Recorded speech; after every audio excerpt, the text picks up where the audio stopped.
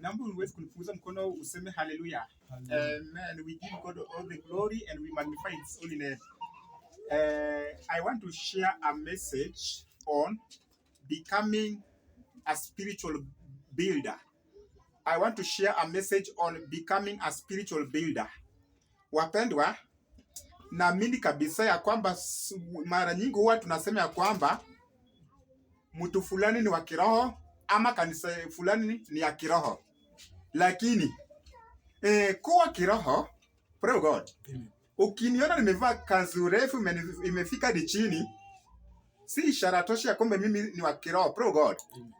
Ukiona mimi ninanena kwa ndimi, kwa lugha, ninasema ya kwamba laini ya baba Julia Kanta, praise God. Si ishara tosha ya kwamba mimi ni wa kiroho, praise God. Basi mtu wa kiroho ni mtu aina gani, praise God. Bana big for na mimi na kwamba nikufunza ujumbe becoming a spiritual builder, itaweza sasa utaweza kupata jibu ya hilo swali, praise God. So wapendwa, when I talk about becoming a spiritual builder, ni mapenzi ya Mungu kwa kila muamini ambaye ameokoka na amejazwa na Roho aweze kujua jinsi ya kuwa mjenzi wa kiroho, praise God. Yeah, because life is spiritual. Wapendwa, wacha tu tusome maandiko katika jina kula Yesu Kristo. The Bible says, unachua Hebrew chapter 11 verse 3, the Bible says, by faith we understand that the entire universe was formed at God's command, that what we now see did not come from anything that can be seen. Bana bevote. Yeah. Yani the Bible says, the maandiko nasema kwamba the Bible says that the visible came from invisible. Praise God. Unajua watu wengi wako na confidence sana with physical, praise God, with the visible. But you know, the invisible, praise God, the invisible, what is not seen is more real, praise God. Yeah, what is unseen is more real than what is seen.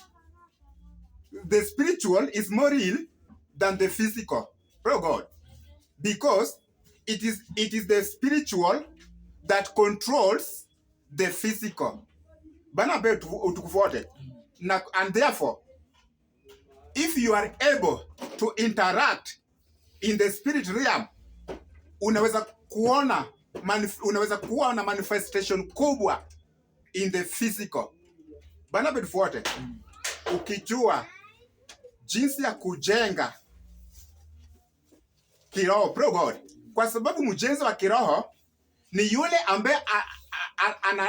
ambaye anaweza jenga mambo kwa kunena. Anaweza jenga kwa kunena hadi mambo yajengeke, praise God. Huyo ndio tunaita spiritual builder, praise God. Unajua hapo mwanzo dunia ukiwa, praise God. Wakati dunia ulikuwa utupu, ilikuwa haina chochote, imejaa tu giza. Na si dunia pekee, chochote ambacho Mungu alikuwa anaomba, praise God. Mungu alisema ya kwamba let there be, praise God. Inamaanisha ya kwamba Mungu aliumba chochote ambacho tunaona leo sasa hivi, aliziumba kwa kunena. Bana betufuate. Yeah, aliziumba kwa kunena, wapendwa. Na ndiposa ni vizuri kwa kila muamini aweze kujua jinsi anaweza jenga mambo kwa maisha yake hadi aweze kuona manifestation. Bana betufuate. Unajua Jeremiah chapter 1 verse 9, wacha tutasoma Jeremiah chapter 1 verse 9. Maandiko nasema, ndipo Bwana akaonyosha mkono wake, akanigusa kinywa changu. Bwana akaniambia, tazama, nimetia maneno yangu kinywani mwako. Angalia, nimekuweka leo juu ya mataifa na juu ya falme, ili kung'oa na kubomoa na kuharibu na kuangamiza, ili kujenga na kupanda. Bana betufuate. Wapendwa, ni vizuri tujue ya kwamba unajua Jeremiah aliitwa pro God akiwa kwa umri mdogo pro God. Aliitwa akiwa na umri kama 12 hivi pro God, 12. Lakini Mungu akamwambia kwamba nataka uende ukajenge pro God. Yani alipewa kazi ya mjenzi pro God ili aweze kuwa spiritual builder. Na hii kazi ambayo alipewa akiwa kwa umri mdogo, hiyo ni ishara tosha kwamba sisi kama waamini ni vizuri tuelewe how to build in the spirit realm pro God. Tukiwa wadogo bana bote itakuwezesha kukua ukiwa mjenzi wa kiroho bana bote. Imagine ukikosa kuelewa kuwa mjenzi wa kiroho, utakuwa unasumbua tu Mungu bure pro God. Kwa sababu niseme kwa mfano tu, Mungu akuambie ya kwamba anataka uende kwa mali fulani, na hapo vile umejua hapo ni utupu pro God. Na hapo ni nyasi ndio imemea, hakuna chochote hapo. Shamba mko nao kubwa, lakini hakuna chochote ambacho imemea hapo bwana God. Na Bwana akuambie nataka uende ukajenge city ya mali hapo pro God. Unajua utasumbuana na Mungu pro God. Ya kwamba Mungu, sasa umeniambia niende nijenge huko ushago kwetu ikiwe city. Mungu, sasa nakuomba katika jina la Yesu Kristo, kwa sababu ni vizuri wewe umeninenea. Sasa nipatie excavators, nipatie finance, nipatie hammer pro God. Utakuwa unasumbana na Mungu bure. Lakini wakati Mungu alikuwa anaita Jeremiah na kazi ya ujenzi, awe mjenzi, atuone kama anapewa kitu kama excavator na nyundo ama finance akiulizia pesa pro God. Maana yake maandiko yanasema uwazi ya kwamba Bwana alionyosha kinywa chake akamguza pro God. Kidole chake akamguza kinywa chake pro God. Na kazi ambayo akapewa ni kazi ya kujenga. Akaambiwa ya kwamba nenda bomoa, nenda ngoa, nenda bomoa, nenda haribu, nenda angamiza, baadaye ukajenge na ukapande. Bana Bedforte, unajua kuna watu wengine ambao wanaanza kujenga mahali ambapo hawajaharibu, hawajangoa pro God, hawajabomoa pro God. Unajua mjenzi mzuri ni yule ambaye akijua ya kwamba anaenda kujenga nyumba bana Bedforte, anaanza kushughulikia pro God. Anaanza kujenga kwanza in the realm of the spirit pro God. Na kwa kujenga unaanza kwanza, unaanza kuclear pro God bana Bedforte.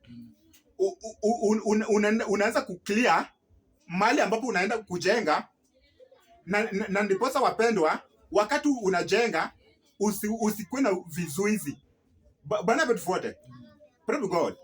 Yeah, ndiposa usikuwe na vizuizi, kwa sababu shida si tu capital pro God. Unaweza kuwa na capital, lakini kwa kuwa na capital itakuzuilia kujenga bana Bedforte, kwa sababu unapata in the realm of the spirit pro God ina refuse pro God.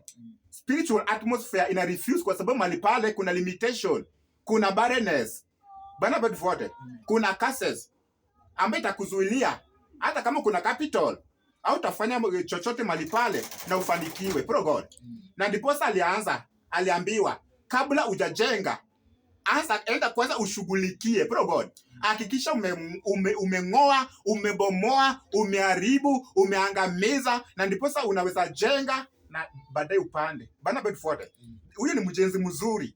Lakini ukiona yule ambaye anaanza kujenga, inamaanisha ukiwa unaenda kujenga nyumba na uko na finance, uko na pesa ya kujenga, usifanye mistake ya kulay the foundation kabla hujajenga hiyo nyumba in the spirit realm pro God. Yeah, be a spiritual builder if you want to succeed in your ways. Because jinsi Jeremiah alifanya wapendwa, alianza kushughulikia kwanza.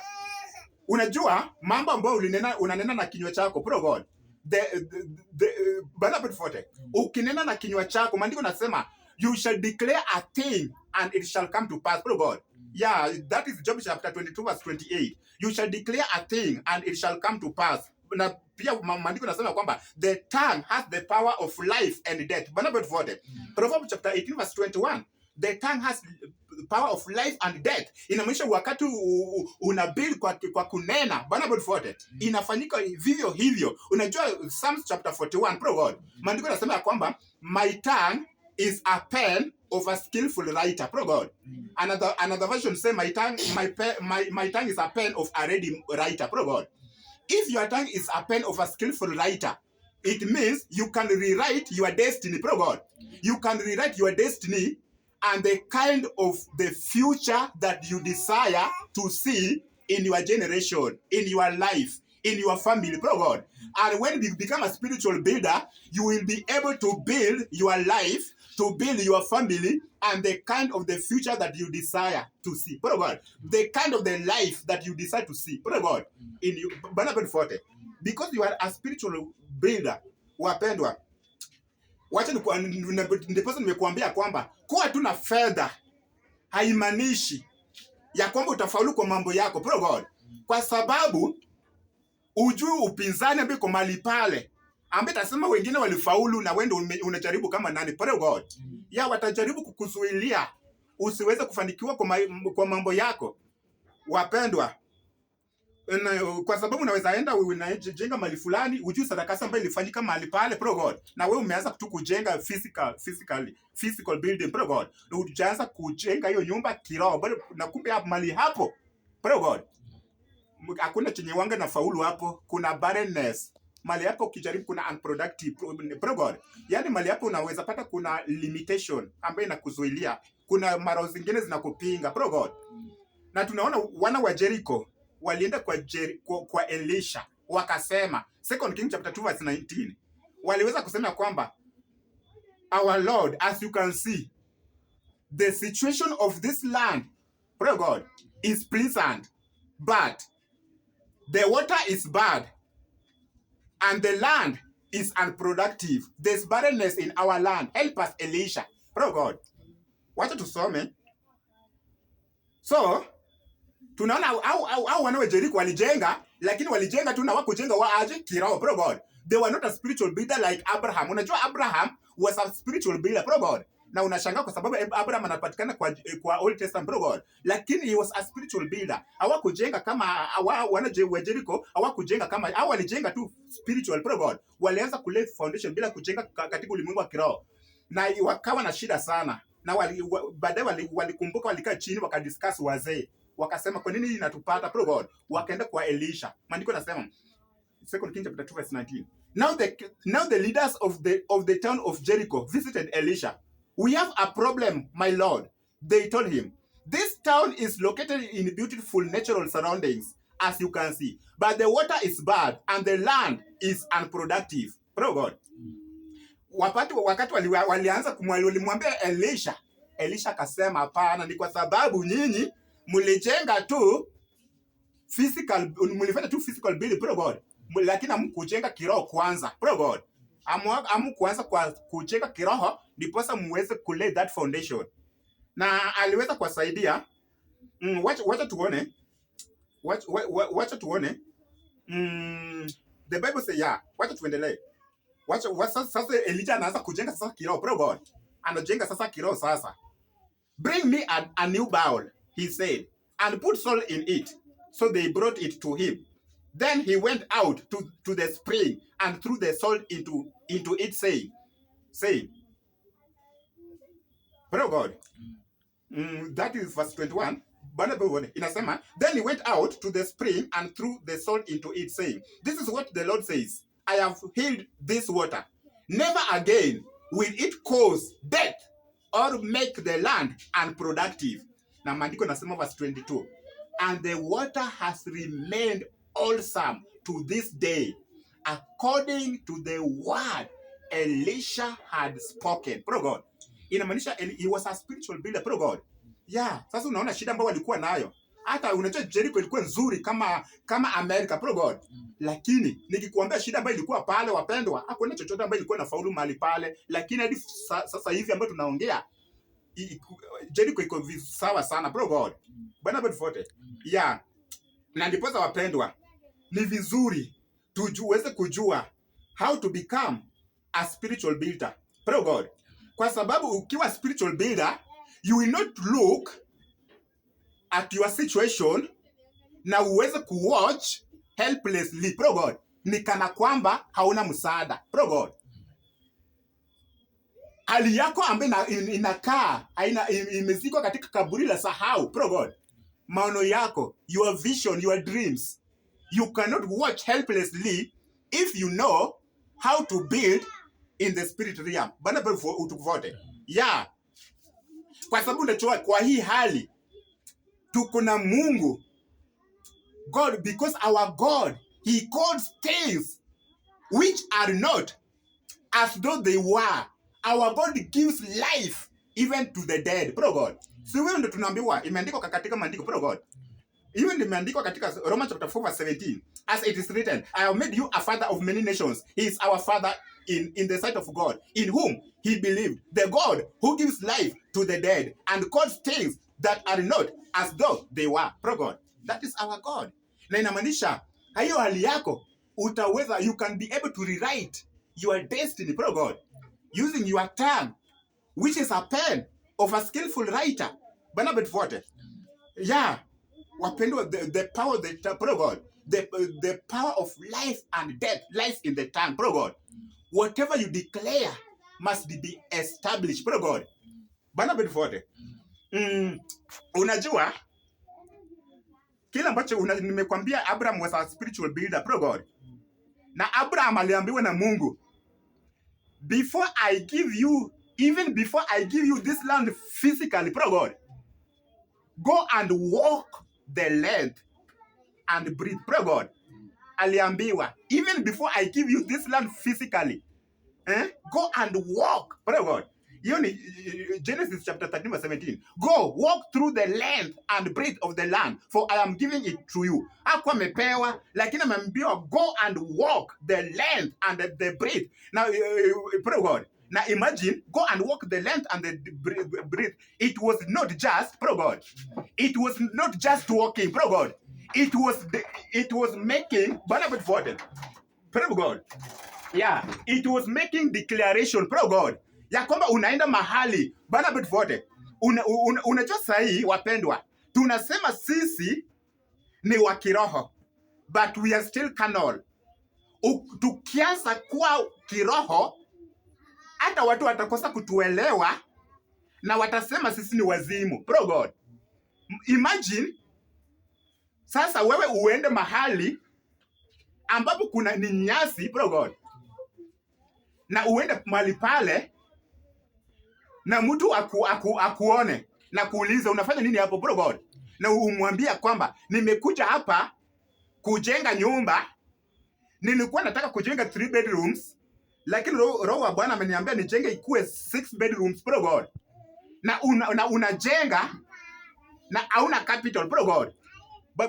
Bana betvote atakuuliza sasa, umesema umekuja kujenga nyumba, sikuoni na nyundo, sikuoni na excavator, praise God, na kila ambacho unajenga ni ya permanent. Sasa wewe si ni wazimu, praise God. Watakuona kama wazimu, hawatakuelewa, praise God, especially those who are carnal. Bana betvote, kwa sababu ukianza kuwa na kiroho, behavior ambayo utakuwa nayo, praise God, itakuwa kama ya wazimu, praise God. Abraham was told, go and walk the length, praise God, and the breadth of the land. Praise God. He was told, even before I give you this land physically, praise God, go and walk it, praise God. Inamaanisha ya kwamba he was told, go and declare, praise God, go and declare whatever you want this land to be, praise God. Yani useme ya kwamba, in the name of Jesus, I possess this land will be mine, this land will be built, in the name of Jesus. I see, oh my God, I see cities in this land, in the name of Jesus. In the name of Jesus, in the name of Jesus, this city will be productive. In the name of Jesus, in the name of Jesus, I see schools in these cities. In the name of Jesus, praise God. Yeah, go and walk the land. Aenda kafanya declaration. Wapendwa, Sisi pia tuko hapa katika jina la Yesu Kristo, that we may build in the realm of the spirit, that we may become a spirit builder, a spiritual builder. In the name of Jesus, we are going to build in the name of Jesus our life. We are going to build our family. We are going to build the kind of future that we desired to see even in our generation. In the name of Jesus, katika jina la Yesu Kristo. Oh my God, tukwaba kusemea kwamba hata fellowship ambayo iko hapa, in the name of Jesus, we are going, tunaenda kwa mataifa kuhubiri mali pale, in the name of Jesus, katika jina la Yesu Kristo. Oh my God, we give God all the glory, we magnify His holy name. Kila baganda reka baganda shaka baganda reka baganda baboshe reka baganda baboshai reka baganda baboshe. Oh my God, oh my God, meka hata baganda ba shatara maganda baboshe. Oh my God, wapenda sema tu kwa Mungu kwa dakika mbili, in the name of Jesus.